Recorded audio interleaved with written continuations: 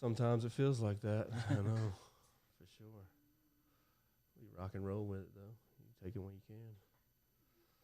We are in the house with Charlie Southern, Sadistic Ritual. Fucking rocking and rolling. How's it going, man? How you been doing? It's pretty good. Just working hard on some new material and just hauling ass wherever I can, you know.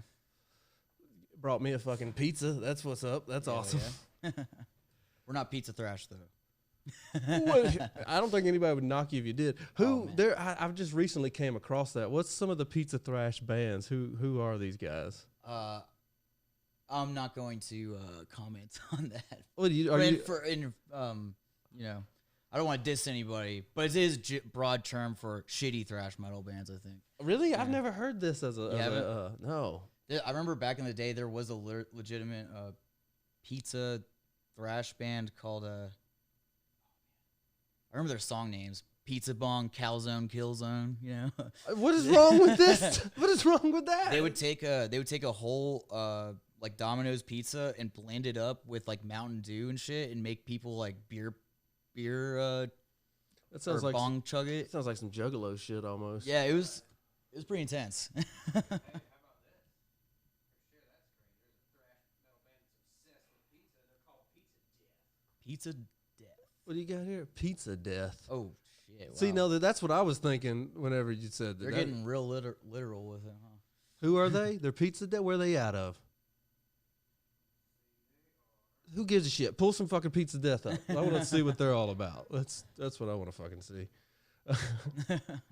You like any other kind of like pirate metal thrash, fucking video game thrash? Honestly, like the least amount of subgenre titles like you can name on a band, I'm like, hell yeah. You know, like I hate how it's like power metal, love, epic, death thrash. It's like, all right, man, like just call it heavy metal. I don't care what your band identifies as. Yeah. Do you Did you just assume my genre? Do you guys fucking rip or not? Yeah, that's more what I'm talking about here. Fucking, I don't know. What's their name? Power Glove. You remember those guys? Never heard of them. Power Glove's like legit. Every song is Mortal Kombat or fucking Batman theme, X-Man theme. Oh, so it's kind of like Bit Brigade or something? Like, yeah, very much. I think they've toured together. And I'm pretty sure I've booked them all together before. That makes sense. I mean, like Bit Brigade, they kind of like I feel like that's different. I don't know. Yeah, it's not exactly thrash, Bit Brigade. Yeah. Well, yeah, I wouldn't knock any, even if a band did call themselves pirate, Viking thrash or something. I would first be turned off by it, but you know, if they're good, they're good. What are you gonna do?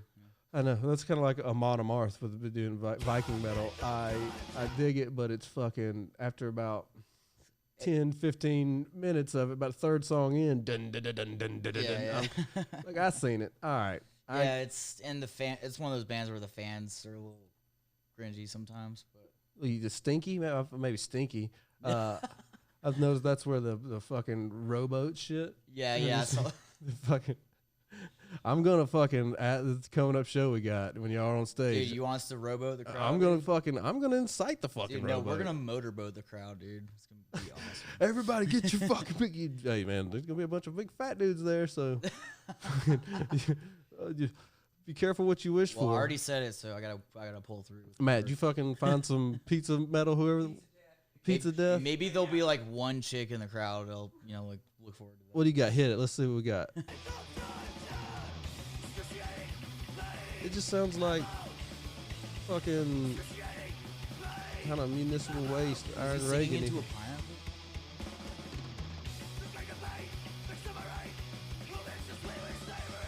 I mean, this don't suck. A lot of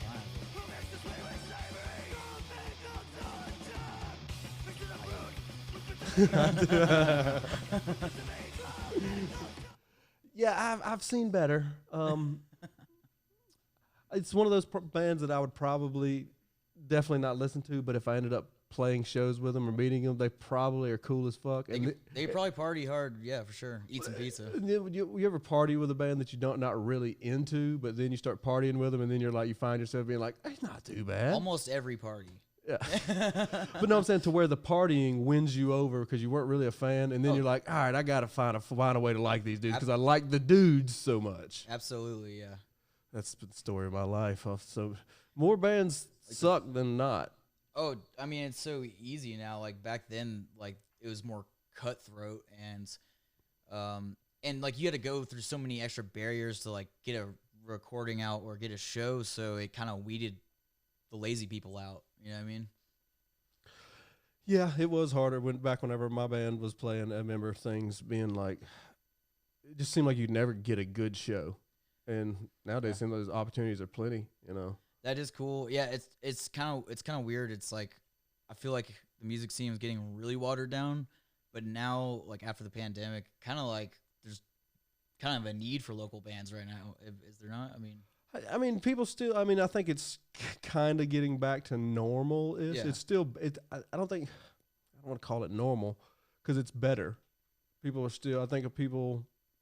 The average Joe was wanting to go out when the pandemic quit, so everybody was a real big pump up right after that, and all shows were doing really well. Yeah, that's kind of died off, but the diehards are showing up nonstop because they know what they lost. Oh yeah.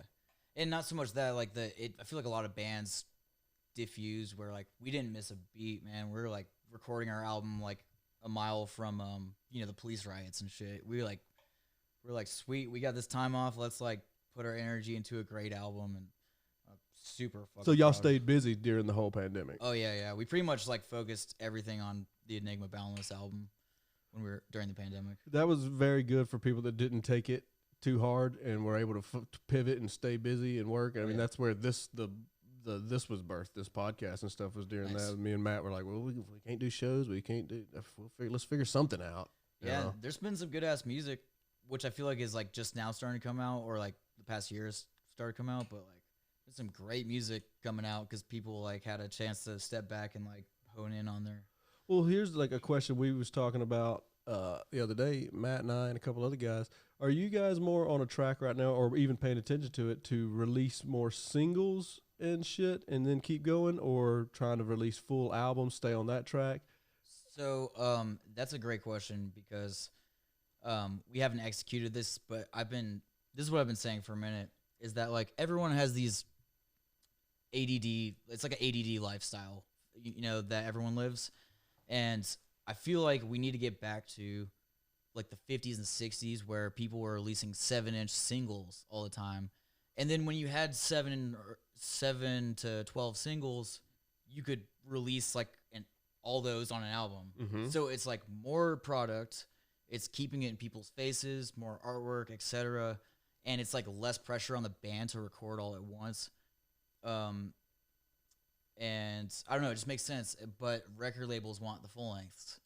So I wonder why they want the full length, just because they want to release 10 songs that are streamable at once. I don't see the value in why they want them. It seems like. Well, I guess the product itself, they want like a physical, like, because people don't really buy 7 inches. That's right, but I mean, sell the CDs out, vinyl, and well, you got the thrash underground is a market in which people do participate in tape stuff and vinyls and all that stuff. So I see that definitely is a valid thing, but it seems like streaming is just, it doesn't matter, it's where it's at, and that's your product, and a single can be a product if you look at it like that. You're putting them out, and I get it on the point of people not wanting to invest fully into distribution and making 7 inches for a single. That's probably why they don't do it anymore. Just not economical. I hear that 7 inches just do not sell well for some reason. But like me as a fan, I would totally buy a CD with like 2 songs on it, and then you could just throw some old album songs as the other tracks or something, like a little. I don't know. Well, I'm with you on that. It's just the matter of staying active is the cool part about it. They're always doing stuff because, like you just said, all right, here's a new 2 singles on a thing, and we re-recorded some old stuff, so there's a little treasure on that, and that, or a cover or something. Yeah, exactly. Yeah. See, that's cool as shit, and it's like we can like learn 2 songs and then hit the studio, and it's not like this big ass thing. It's not this big ass expense. Like we don't have to come up with $2,000 or something. And it could just be a quick thing. And then, later on when we accumulate them, we can do the full length. So that's the approach I want to take. I just need to start executing it. We're about to release a split with Wormwitch from Canada. Right. 3 or 4 songs each. So I was gonna try to do like release it one at a time before then, but yeah, I don't know.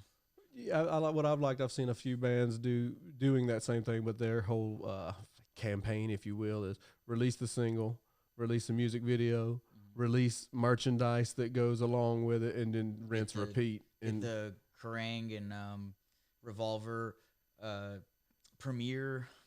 Oh yeah, really go through the yes. Yeah. But you got a couple of those things like Revolver and different people have released some of your. They like do this premiere thing where they'll post it on the website about and like write a review about like the day the album comes out, and they have like a exclusive 24-hour, like you can only go to the website to watch it for 24 hours. It's the premiere. Yeah. So that's. Yeah. You ever feel like that was any value to that they were able that they're putting it out enough to make some noise? Yes, I think it is some value because it's like Revolver's a pretty big name, and they like it's just something to like post. You know, it's like it almost gives it validation somehow, I guess. Do they still do print at all, or is it only online? They do still print. And we've just been in there like as advertisement, like our label buyout advertisement. Let Mike a little closer to you. Sorry, my bad. You're good. One of the coolest things to me is a lot of even smaller bands getting into it that the Nationals are is printing out really cool vinyl, cool color patterns that match the cover art.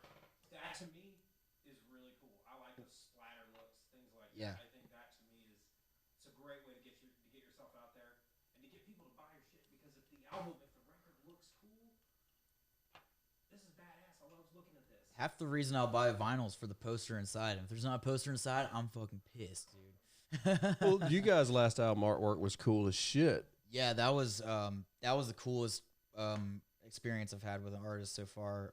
It's gonna be hard to top that one. Who did that? So her name's Erica Frevel. She's from Philly.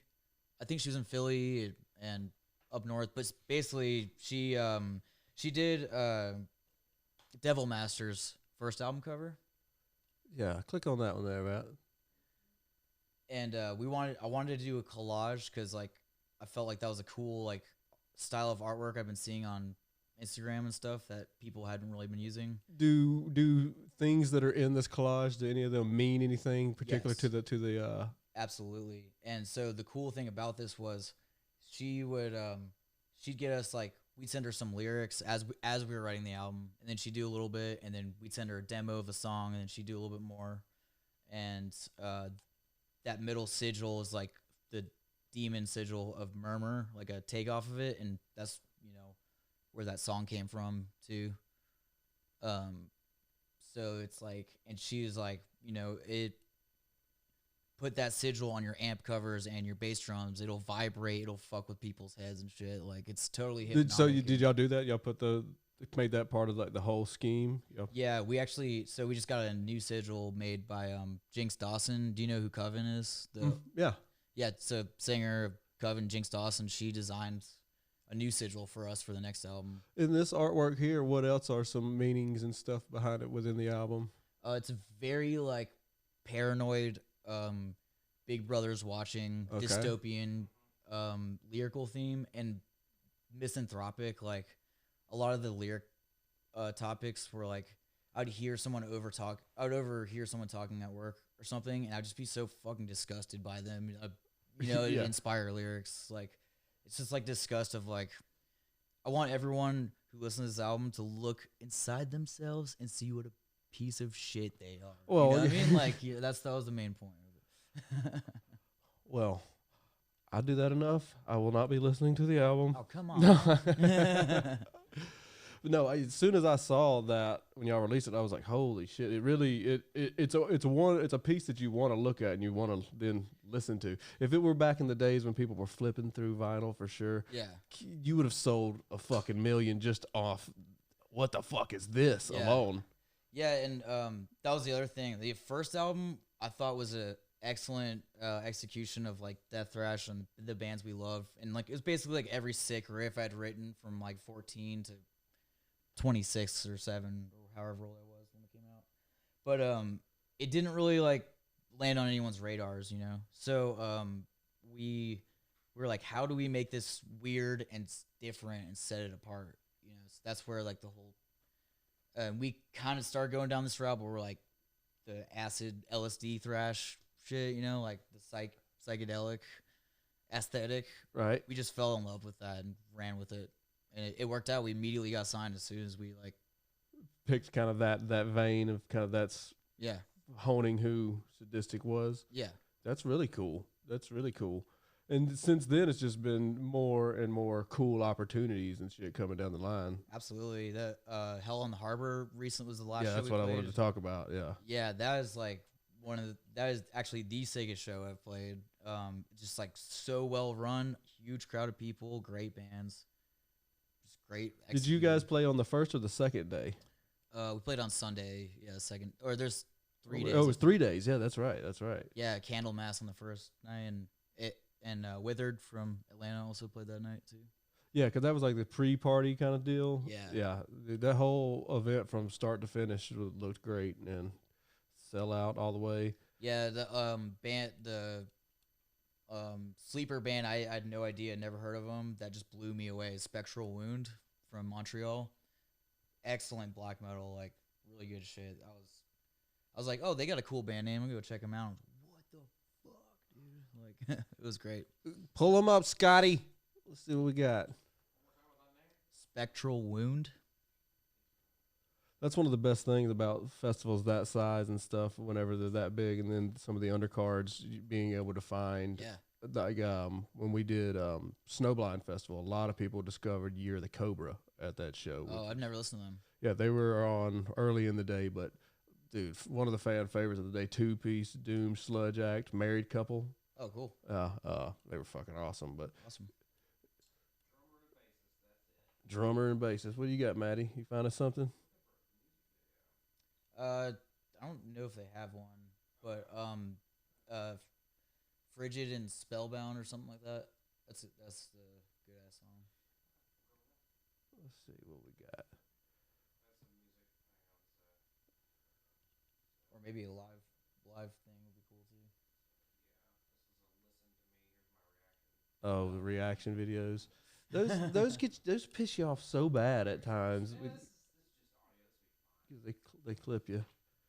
You said you got audio? All right, pull it up.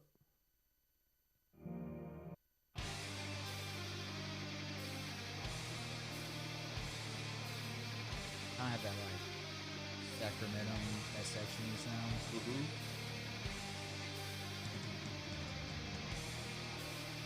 Did these guys play the same stage you guys played? Yes. Yeah. I only got to see the Sunday day. But they were definitely. Did y'all play on the way up there? Multiple shows? Yeah, we played with Miser. The whole run up. Just Raleigh and Richmond. Raleigh was an excellent show. The Miser's a great fucking band. You just bring them down to Richmond. Yeah, I discovered them through you guys on those runs. Nice. Yeah, this is pretty brutal.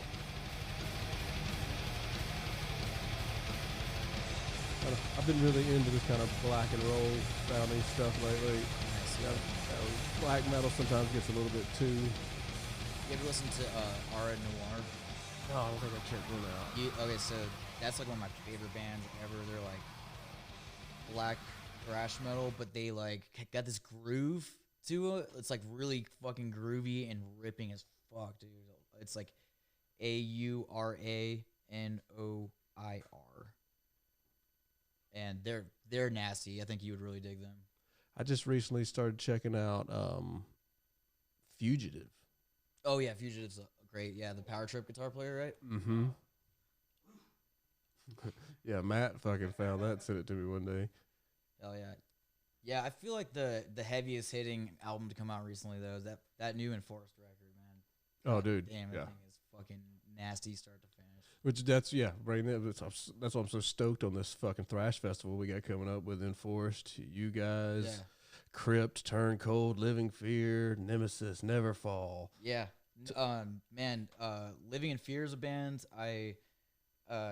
I go up to Music Go Around to like sell gear there all the time, and like Kurt, their singer, was like, "Are you in Sadistic Ritual?" And told me he was in a hardcore band. I went to go to their album release show, and I was just like blown the fuck away. They are fucking great. Like we want to do some tours together soon. Like mend that hardcore thrash metal kind of. Well, that's one thing that's always been. They've always been kissing cousins. Yeah, totally. You know, and that with that lineup, we have a little bit of each kind of blending in on there. That's why it's gonna be brutal as fuck, man. Dude, I'm looking forward to it so much. I remember whenever I was younger and first getting into thrash and metal and stuff, and I wasn't really an educated metalhead. I liked what I like, and I always got in with Pantera and Sepultura right off the bat, and Slayer and that kind of stuff. But then started finding like hardcore bands that I really like, Sworn Enemy and shit like that, and I was like, this shit's fucking thrash as fuck. Someone's like, no, it's not, and I'm like, like are you sure? Cro-Mags and shit. Yeah, I was like, are you sure about that? Because that seems pretty fucking thrashy and badass to me, and these riffs, fuck, man. Yeah, I mean, dude, like, there's obviously special instances, but no money above the 5th fret, dude. Just keep it brutal, like. Yeah, keep it brutal. And then another thing too, I never had thought about it and just broke it down to such a simple thing. One of Power Trip's tricks, fucking leave the double pedal at home. Yeah. It's just fucking straight. And you can kick just one kick and just straight hammer it down and let the riffs do the talking, man. Well, and like when you finally do get that double bass, it's like, oh, yes, dude. Like, it makes it that much heavier. What are some of your favorite thrash riffs of all time? Probably like anything off of Razor's Violent Restitution. I feel like that's the perfect blend of like catchy like punk riffs and like the fast ripping thrash, like Violent Restitution, the song, Behind Bars, those are great tracks. We're huge worshippers of Rust in Peace by Megadeth in the Sadistic Ritual camp.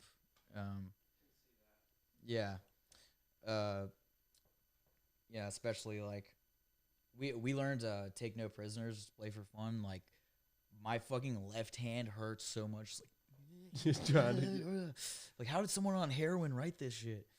That was one thing as just a guitar noodler from the mouth, being a singer that does not play. It blows my mind to watch you guys sometimes on these technical fast riffs, and on top of that, like Sadistic is the same as Legion X. You guys are fucking playing really fast, really intricate riffs while headbanging and looking cool and performing at the same time. Oh, yeah. And all that, you're singing and doing it. And I got a pedal board too. I'm like, fuck, 3 levels of it.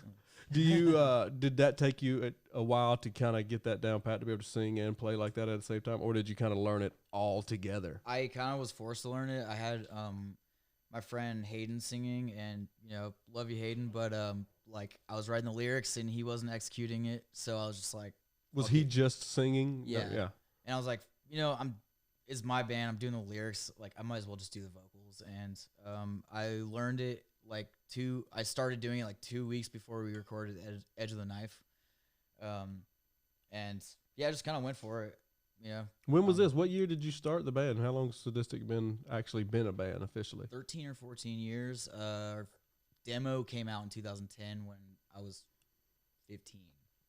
So young. Yeah, about around the same time I saw Legion X open for Destruction. So stuff like that makes me realize how old we are and how long it's.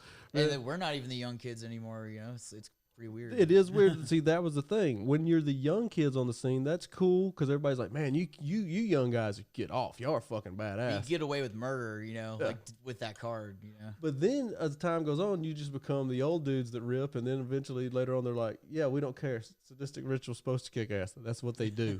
And then you're just like, well, how am I supposed to fucking impress y'all if y'all just expect us to be good? What are we supposed to do to get anybody to care?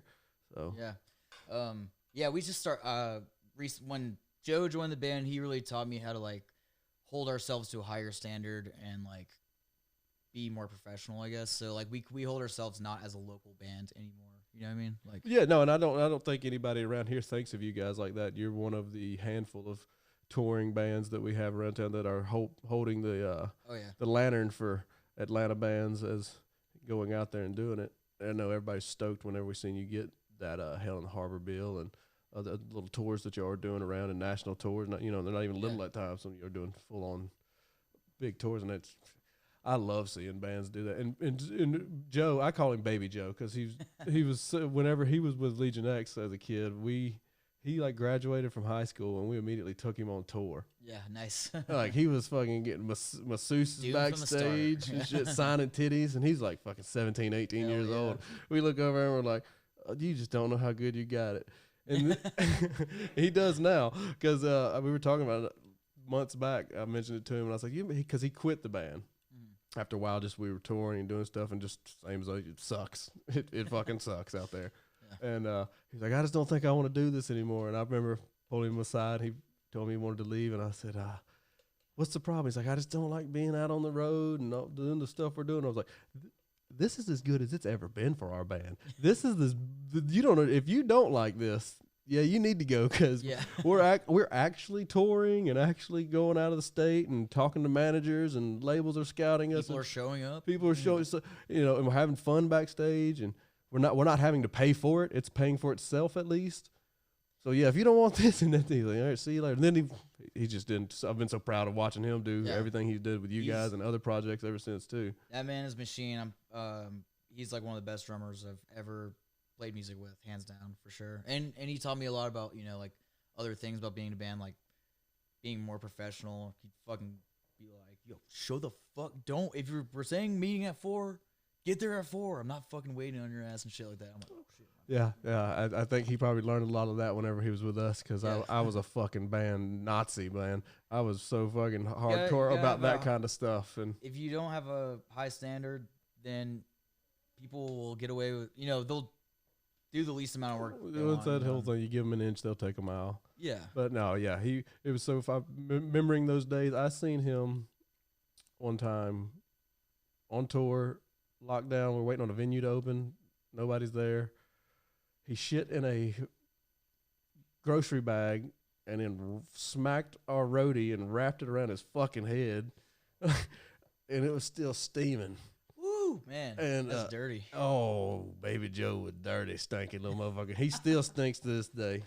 Oh, dude, sweat stinks, dude. Sweat stinks. That's it.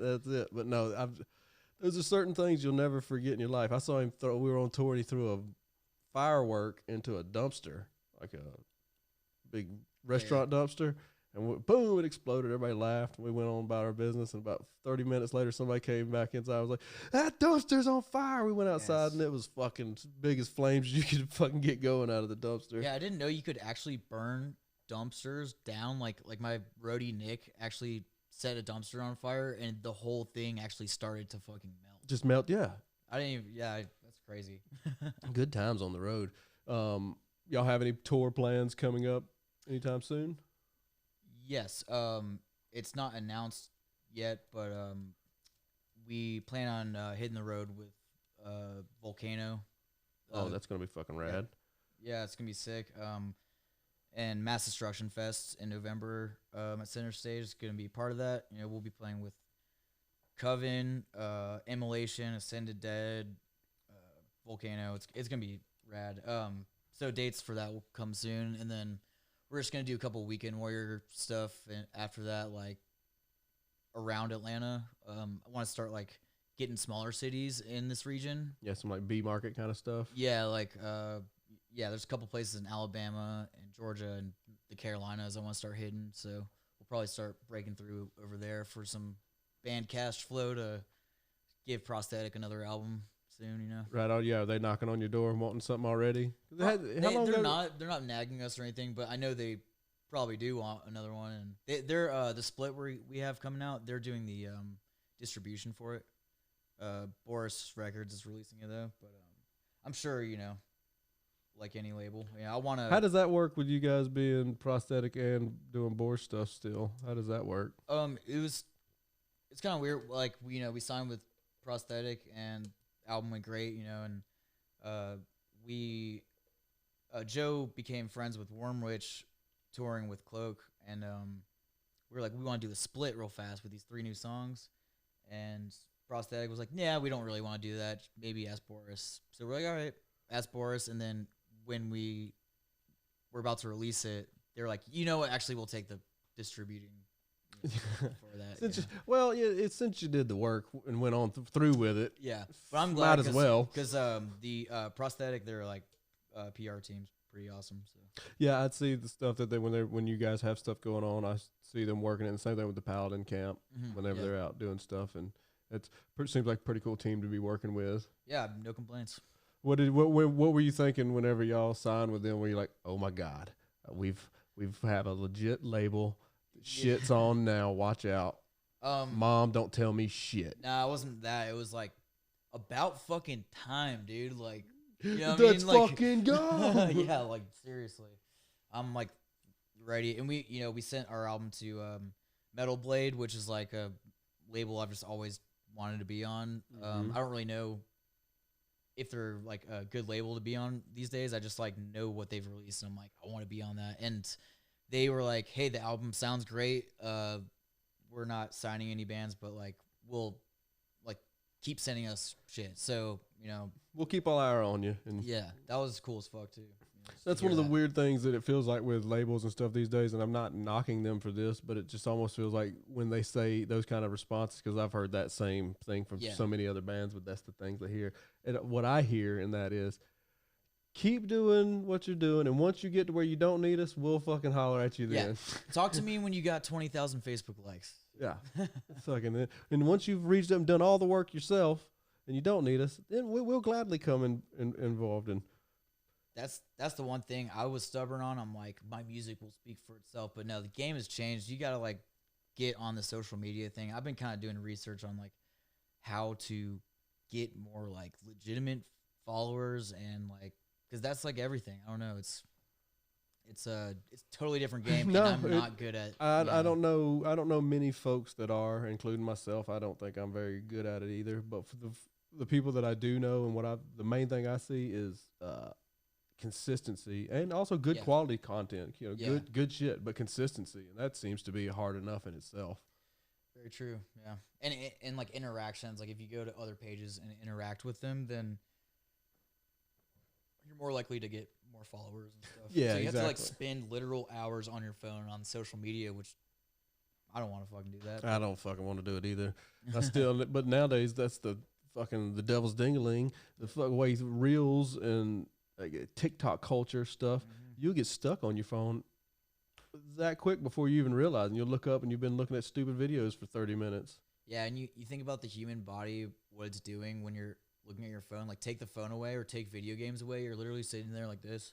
Oh, you just sclunched over for hours. It's sedentary. Like, yeah, it just disgusts me. That's a lot what Enigma Boundless is about too. Like saying, hey, but if the devil's advocate, take your guitar away when you're sitting there playing. What are you doing? It's all the same, man. It's all the same. Now when I play guitar, I'm usually standing up and I have a practice space, and I'll break a sweat. That's what I was about to say, and then you can actually get to break a sweat when you're playing guitar. And do you sing a lot, like practice and stuff when y'all rehearse? Do you sing every practice, or do you kind of only do that like to lead into stuff? If we're like rehearsing, I'll sing, but if we're writing, I won't. Right. I do the lyrics last. I kind of like. I used to hate writing lyrics, but now I love it because I found like my own voice. Like I was able to figure out how to put my own personal experiences in it, and I take away it feels more intense live. Like to the first album, I would sing about like just random violence or just general fantasy fuck you up shit. Yeah, and I'm like, dude, I'm like the older I get, the more I'm like, I don't give a shit if like if you're adults in a thrash band singing about zombies, I'm like, I don't fucking care, dude. Give me some real shit. Give me some real brutality. Talking about them Edgewood zombies though, that's some real shit. The crack zombies, those are real. Those are real. Well, come to Atlanta and see some crack zombies, folks. They say a little bit more than, can I get $1? Now, dude, I'm telling you, inflation's hell. They ask for more than $1 now. I know. I never give them money. I always give them a beer or a cigarette, though. The motherfucker asks me, can I get a couple bucks? I'm like, a couple? Holy shit. Last time you've had somebody ask you for change. Well, because of the neighborhood I live in, I get it all. They ask for change and all, but I literally, like I said, I fucking was beside me. Like, can I get a couple bucks, bro? No, it is like the entitlement is crazy. It's like, you know, they'll ask you for, I'll give them some change or something or a cigarette or beer. And they're like, you got any money? I'm like, no, dude. Like, I'm giving you what I've given you. I've had time, because like I said, I live in the neighborhood I live in is a lot of homeless folks around. you probably right have here more in money the middle of, in that bucket than I do in my bank account right now. but You know what right I here mean? in the heart of the city, I'll walk out of a gas station and have 25 cents left over in my hand still, whatever. And the guy sitting there hit me on the way in. It's like, fuck, here's 25 cents to change. But then another one they'll see and they hit you up. It's like, you just seen me give it him. You think I'm just gonna goddamn?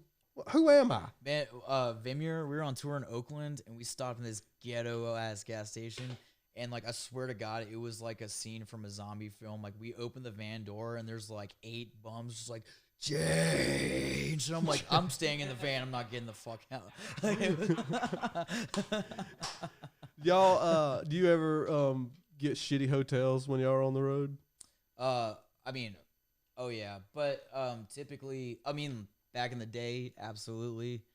Typically now, we will like we have this good system our manager kind of came up with. It's like we play the show, then we all get in the van, drive to the next city through the night. Obviously not drinking, you know, or anything like that. But it's kind of like we rotate. People get to sleep. We'll like get a big van and then have a trailer so we can like put a little mattress in the back or something. So it's like 2 people can sleep, 2 people are driving all night. Then we get to the city, then like we alternate, and yeah, it works out pretty Sleeping good. in the trailer? No, in the van. Okay, Yeah. I slept on top of the trailer, taking naps sometimes, but it wasn't moving. I've rode in the back of the trailer. Really? That's how bad did that suck? Oh, it sucked real bad. But we had a little miniature DVD player. It reminds me that We all had to take turns, same deal. We didn't have enough room for everybody. Somebody's got to go in the back. Yeah, it reminds me of that Always Sunny episode when they're like in the trailer with The grill and shit.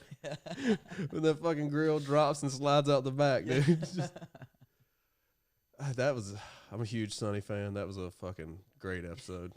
Do you watch the podcast or listen to it at all? No, it's been a minute since I've rewatched it.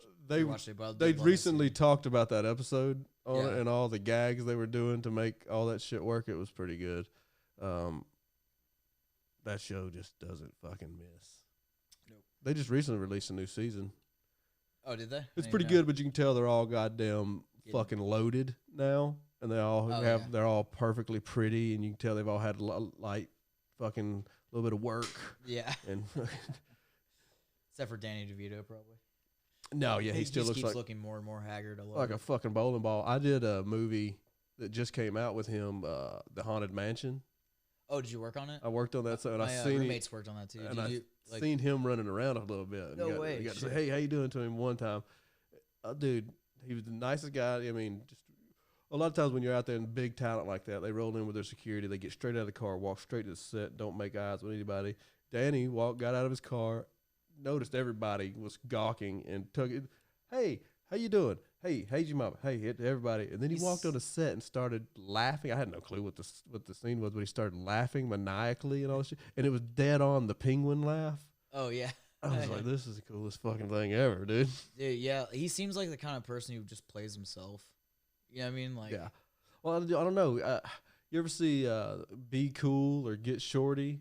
The fucking John Travolta, Oh, man, Shylock movies. it's been a really, really long time. I have. Danny DeVito, he plays an actor in that, and I always thought that was probably more what he is, like an actor nerd. Yeah, totally. But him being Frank would be so much better in real life. I'm sure he has a Frank side to him. He just hones in on that. You know what I mean? Because I definitely have a Frank side. Not all the time, but. How old are you? I'm about to turn 30 in like a couple months. So you may or may not have. Did you ever see the TV show he did back in the day, Taxi? No. Yeah, that was in like the 70s. I only seen it on Nick at Night. It was a pretty good show. He played a mean old taxi driver, manager, something, a dispatch guy. I don't fucking know. Something. Those old shows are. You ever watch any old shows? Your mom and daddy's TV? Oh man, I'm actually watching an old show right now. I think it came out in the 60s. It's called The Prisoner. Yeah, I don't know yet. You know the Iron Maiden song called The Prisoner, where he's like, "We want information," you know, like who is number 2? You are number 6. You know that shit. Yeah. That's what it's from. Ah. So it's this spy, or it's this like English spy who like tries to quit his job, and he like puts in his resignation, and they like capture him, put him on this island with like the prisoner island. You know, he's like living this luxurious lifestyle, but he's stuck to this island, and he keeps trying to get out.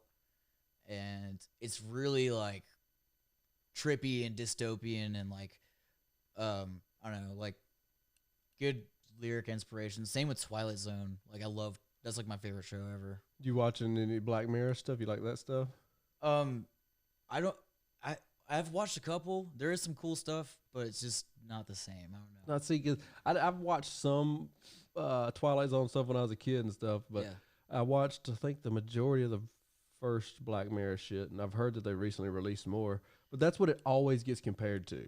Yeah, it's the same concept, but it's like the first episode of the new season is about this chick who sucks, and like she, I don't know, it's like it's all social media and everything's all internet and social media and shit like that. Yeah, I'm just like I don't fucking care about that shit. I want some like deep esoteric fucking like weird shit, you know, like I don't know, like. So would that like the AI episodes, any of that kind of stuff? That's cool. Like I like that concept because that is very much a horrifying reality. Did you see the one with the fucking dog, with the robot dog coming after the chick? It was like a unstoppable robot dog killing machine with missiles and guns and shit built into him, and no matter what, when he locks onto you, he's coming. There ain't no brick wall, no fucking steel container, nothing gonna keep that motherfucker from getting you. Dude, is there a thrash metal band about that yet? Fucking right, dude.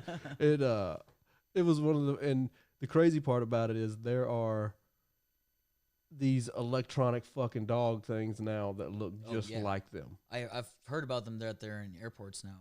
Yeah, they look just fucking like that. What's in that show? It's like that is very disconcerting. Yeah, man. We'll see what happens in the next couple of years. I'm just like taking every day I can play music on my own. Well, what do you think about AI and music? Have you been hearing some of the teasers and stuff that people have just on the ground level of what this shit's doing? I'm sure the U.S. government has an AI intelligent enough to make like Rust in Peace quality, you know, like fucking thrash metal. But the AI stuff that's available to the public, it's not quite there yet. It's not there. It's kind of like. I heard some generic pop, almost like something that would be commercials for Disney Channel for tweens, that was so perfect for that, because I mean that is a very formulaic type of stuff. But I was like, oh yeah, oh no, no, because those. And then there was a Drake song that was released not too long ago that blew the fuck up. And not knocking, you know, anybody that's into that shit, but it can already make that kind of formulaic fucking music. So it wrote the song for Drake? Well, basically, the way I understand it, you can take, if you hook up with the right AI machines, it might not just be one particular one that you're using, but you can say, write me a Drake song. Oh, and that song blew up?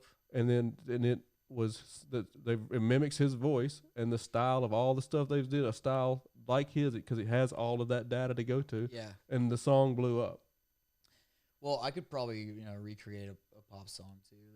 Well, that's what I'm saying. So those the stuff that's got a formulaic type foundation to it, that makes sense that it's that. But even still, the fact that it's immediately doing that. Man, eBay has this new AI feature where AI writes the description for you, and like. So my friend found these solar panels in the dumpster, right? And I sold them on eBay, or solar panel controllers. And I sold them on eBay, and the AI description was so perfect. Like, if I spent 2 whole days, like, putting my heart and soul into a description for a solar panel controller, it would not be that good. How did it work? Did you just put in the brand and the model number, and it filled it? And then it's like 5 seconds, 2-paragraph description about it. That's like, perfect for your, whatever. Like, it's like all personal and shit too. Mm-hmm. It's weird. It's like cool and convenient, but at the same time, I'm like, inflation's going up and no one has jobs, and like, so what's gonna happen? I think we all get replaced. I don't know what's going to happen, but I think there is going to be some replacing going on. Oh yeah, it already is. Yeah, I think there's no way around it. There was, there's a guy, what's his name, Gary Vaynerchuk, the online media guy and fucking multimillionaire, self-made kind of guy. Had started, ran his dad's business, made a bunch of money, but he was talking about the AI stuff going. He's like, dude, when the tractor came, a shit ton of people got fired. Yeah. In the early 2000s when Amazon hit, you didn't care. You didn't own a bookstore. You didn't care. Yeah. In the late 10 years ago, you didn't own a taxi medallion in New York. You didn't care that Uber came along. Sure. Now it's just that. Now it's just coming in. Now now you care. Yeah, and well, I guess on the other hand, the double-edged sword is like, it can create new technology, can create jobs too, like Uber Eats and shit like that. Yeah, it's one of those things that there's nothing lasts forever, all those kind of fucking things and stuff. But I've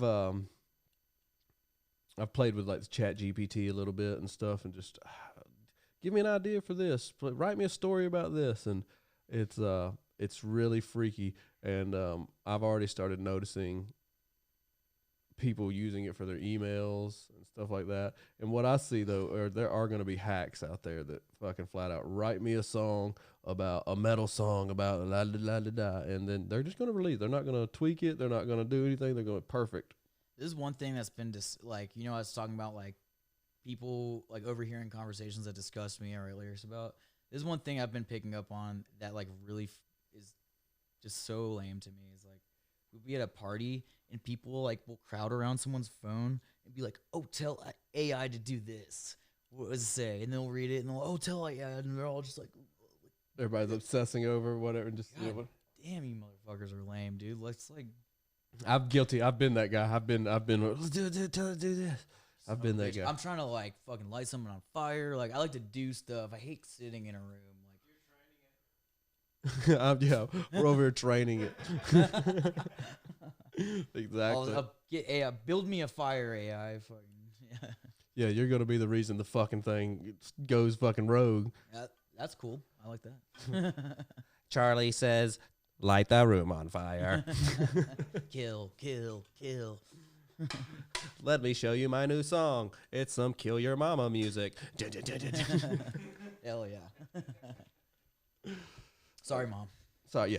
That was what all my redneck fucking family used to say to me after, years of doing the band thing. You still in that band? You still playing that kill your mama music? Man, I used to have long hair just like you. Yeah, we smoked so much dope. we were good. We were good. Not like y'all. No, we don't play that screaming emo stuff. Paint your fingernails. Shit. Oh, shit. You got this on VHS? That's awesome. Oh, yeah. Somebody pulled that out and we were showing it off in another podcast the other day. That's awesome, dude. Snowblind. It's funny. You know that cutout thing you had at that poster? Like, of the laser beams? Of the event show. I have this awesome picture of me. Like, I put my head in there and I was, like, snorting a line of the fucking of the lasers? Yeah. Dude, that show was as good as I could have expected it to be. That lineup and everything's come. I'll be completely honest with you. I basically paid $80 just to see Pentagram play a 30-minute set, and I was so satisfied. I'm not super into doom metal. Yeah. But, like, thank you for that Pentagram set, because that was fucking awesome. Dude, and yeah, so many people said the same thing. There were people that flew in for that Pentagram set. And fucking so good, man. I would like to bring him back again. Zach, let's do this. Next time you're running around, make sure you hit me up. Yeah, man. They played Star Lady. It was the first time I heard them play that song. Fuck yes. That event went so well, it's proven hard to redo it because of how good the lineup goes and just availability for acts and stuff.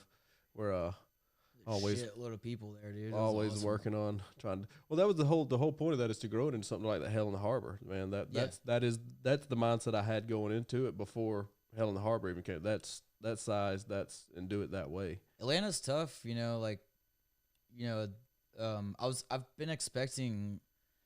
been kind of hoping Mass Destruction Fest would blow up because they're really bringing like some bands you wouldn't normally see or like and I don't know, it's awesome. Like I told Amos, I was like, oh, dude, I drove up to Lexington, Kentucky to see Coven play in a church, and it's fucking amazing. Oh man, that's where you want to see them. Yeah, it was actually, she said it was somehow the first time they've ever played in a church. How is that even possible? I don't know. There wasn't that many people there, but like, man, we took these like Grateful Dead acid gel tabs that were black pyramids. Yeah. And like, that was the only show I think I've ever been to where I didn't look behind me one time. Like, I was totally captivated. Fixed on the show. It was amazing. I told Amos about it, and then boom, fucking booked Coven, Mass Destruction. I'm like, put me on that show. That's gonna be a cool ass night. Is that the same date that you're playing with Coven? Yes, very excited. What date is that? I think it's November 1st. I could be wrong, but it's the first night of Mass Destruction. First night of the event, right on. Along with Immolation, and which I'm really excited to see and play with, and Ascended Dead, and I think our friends Molder from Chicago, they're awesome death metal, and Volcano, obviously from Brazil. Yeah, it's a sick lineup. A lot of underground bands that never see Atlanta. I'm really, really, really fucking pissed. I'm gonna miss Autopsy though, man. Are y'all moving straight on the road, doing a run during that time? I'm pretty sure we're gonna go to the next date, and I'm like, fuck. But at least our names on the same flyer as Autopsy. That's one of the things that's whenever you're playing cool festivals and stuff that and it's not in your hometown. Yeah. On a one-off, usually you don't get to see the next day or the day before. Yeah, like Hell in the Harbor, we were there for like 10 hours, and I don't think we even got to stay for Holder, which I really wanted to check out, but everyone was just like, nah, I'm ready to go home, and I was like, fuck. Yeah, you take them like you can. I mean, and just hope that next time that they book you some on the way home, so it ain't that long run. Oh yeah, I mean that one wasn't too bad, but man, what a awesome festival. Going back to that was so sick. Like, definitely need to get on some more shit like that, or I hope Sadistic Ritual can get on more tours, opening up for bigger bands like Enforced, or who is your next reasonable goal, like you would like for Sadistic to go out with? I feel like for what we do, the heaviest hitters and the most popular band that's like kicking ass is Enforced. So, stoked to make the alliance at the show you're booking in September 30th, and like I saw their last show here. Talked to their singer a little bit. I gave him 2 Sadistic Ritual CDs to like be like, just let's do some shit, So that's the band. Have you not? Will this be the first show y'all played with them? Yeah. Okay, I thought that you had played with them before. No. Well, that's great. I'm glad to be putting that together. So, yeah, like you said, September 30th at Star Bar, the Great Atlanta Slamboree #4, a thrash fucking tacular fucking mini fest with 11, 12 of the Southeast's most fucking raging thrash and hardcore fucking bands that are out there. I mean, yeah, especially the Rhythm of Fear, Living in Fear, Crypt, Nemesis. Neverfall, Turn Cold. Yeah, it's gonna be a ripper, man. You guys, and like I said, Enforced ending out the night, and then anybody out there who's been to the Star Bar know that venue is. They don't know what they're in for, dude. It's a legendary place. Been there for almost 30 years in the heart of Little 5 Points, which is the coolest neighborhood in Atlanta. The sleaze center of Atlanta. Yeah, and one of the oldest sleaze centers. Yeah. So yeah, it's gonna be a fucking great time. Yeah, I was like trying to get them stoked about it because they're like, they'd probably never heard of any of the bands on the bill prior to booking it. So they're like, "Is this gonna be cool?" I'm like, "Dude, you have no fucking idea." Like, I think the Rhythm of Fear guys, I think they've actually played some shows with them. I think they know those cats and all. But yeah, I know a lot of the groups on there are up and coming guys. But you guys, Rhythm of Fear, Enforced, obvious, and realistically, too, everybody else are working bands that are making their name, they're cutting their teeth and kicking ass, and it's going to be a fucking mean ass motherfucking show. It is. I can't wait. That'll be our first show with our new lineup too, which I'm really stoked. Sounding fucking excellent. Yes, you found it. Go Hell back to yeah, that picture, yeah. Matt. Dude, good work. Hell yeah. Holy shit. Yes. Oh shit. That rules. Fucking A, right. Go back to that image for there it is. So yeah, there it is. Enforce, sadistic ritual, rhythm of fear, turn cold, crypt, living in fear, never fall, truth to power, murder van, nemesis, and pure death. Yeah, Jesus Christ, that's a fucking a banger. Pure death. Have you seen these guys yet? Young kids. They're in their early 20s. It's fucking straight thrash, old school. I feel like I might have run sound for them at the Catacombs. I can't remember. Possibly, but they're fucking really cool. Who's Truth to Power? I've never Truth heard of to them. Power Is is that hardcore? no, they're kind of thrash, a little more traditional. You know, it's not. It's they're a newer band. They're part of They Atlanta? Yeah, they're Atlanta. Oh, cool. They're pretty cool. Murder Van, you familiar with them? I've seen their name on flyers. Never Falls from Athens, right? Greenville, South Carolina. Oh, okay. Dude, okay. I think And then I think same thing with Nemesis. I think has that Never Fall been around for a minute? Never Fall. I brought them to town quite a few times. Okay, because I think my new drummer Matt, I could be wrong, but I think he might have played for them at one point. I can't remember. All you thrash boys is incestuous as hell. Very incestuous. It's probably so. But yeah, anyways, we'll fucking wrap this banger up. September the 30th. Go back to that image, Matt. September 30th at the Star Bar, the Great Atlanta Slamboree. We're going to be partying with fucking the Sadistic Ritual boys. Do you want to check out one of those new songs? Yeah. Hell yeah. We can do that. Let's do it. Let's do that. Fucking A, you're right. Let me pull these up real quick. So we got 3 new songs coming out with Worm Witch. This will be like a little sneak peek for you guys because you have to watch the whole interview to get the new song. But yeah, play this song Obscurity Stare. That's the one we just did a music video for. Okay, let me get my doohickey hooked up here. Yeah. Dead. I'm excited about this now. This is cool. So we got actually we'll see. So we got a slow song, a medium song, and a fast song. Which one do you want to hear?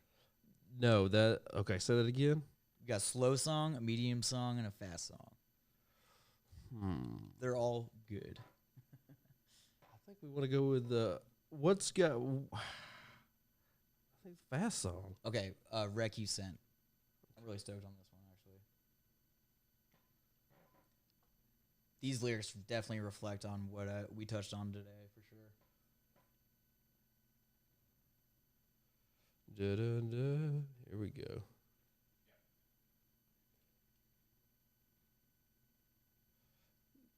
Takes me forever to get this phone hooked in. All right.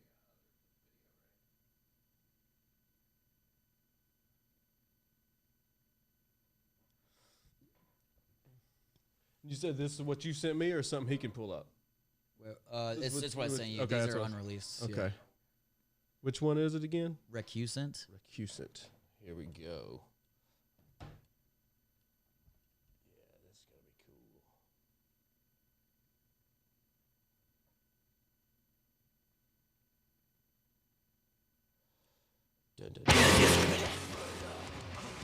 That come in fucking heavy as shit. Oh yeah, waste no time.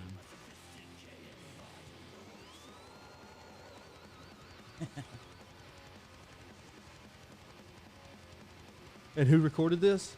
Our Alex? lead guitar player Alex. Yeah, he records everything.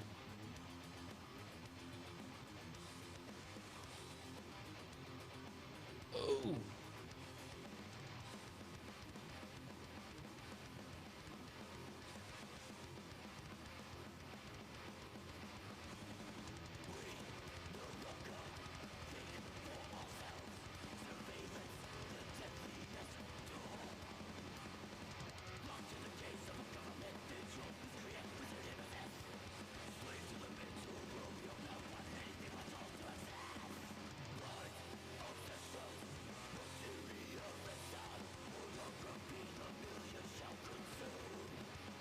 What it goes.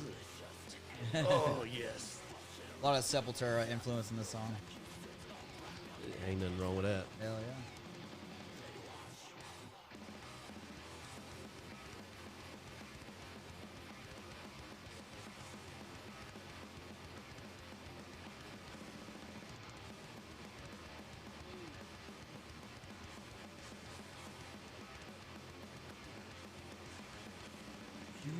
do you and Alex ever look at each other and be like, what are we doing? Why are we doing this to ourselves? Yeah, almost every day I see him.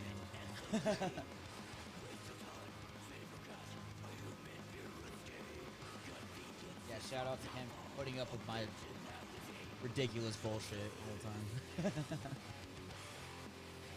There it is. Here comes the Sepultura China, dude.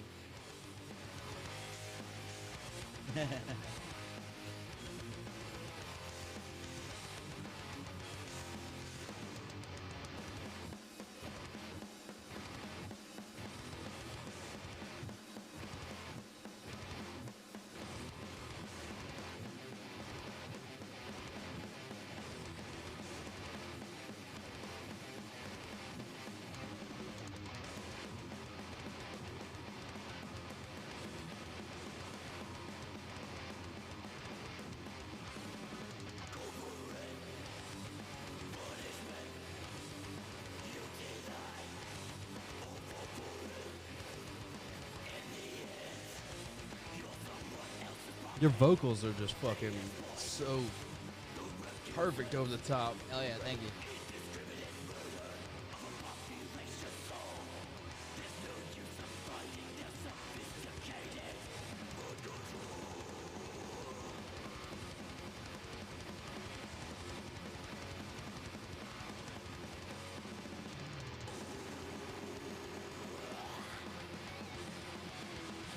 I love that.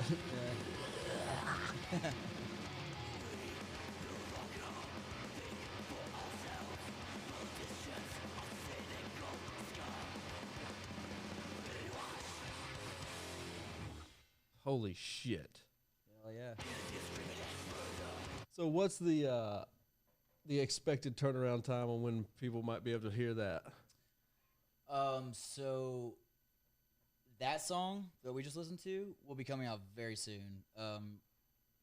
We just sent the stuff out to the record plants and stuff to be printed, and we're gonna release singles one at a time. Like what we're talking And about? Warm Witch has already released one song, so we're my friend Kai, she did the Raving Voyeurism video for us. She is doing a video for every song, and Awesome. yeah, the rec you sent will be the first one, and it's almost done. We're just finishing up. Very Production on fucking that. cool. Very fucking cool. Yeah, we just did a incredibly badass music video shoot on Sunday, or a couple days ago. You know, just like kind of threw shit together in this like creepy murder crawl space basement I have. Like, I just put a bunch of mirrors in there and let off like this colored smoke bomb and shit, and like my friend doing like contortion and shit. Like, I don't know, it was fucking wild, dude. Turn out sick. Turn out. Yes, I was very pleased with it. Fucking A right. I can't wait to fucking see it. And fucking I know everybody else is going to fucking enjoy it too. So September 30th, Star Bar, Sadistic Ritual, and a fucking murderer's row of other guys. You get out there, come fucking party with us. Look these guys up. They're kicking ass, and be on the lookout for their next album. Fucking party on. Yeah, thanks for having me, man. Thanks for fucking coming, man. Appreciate you.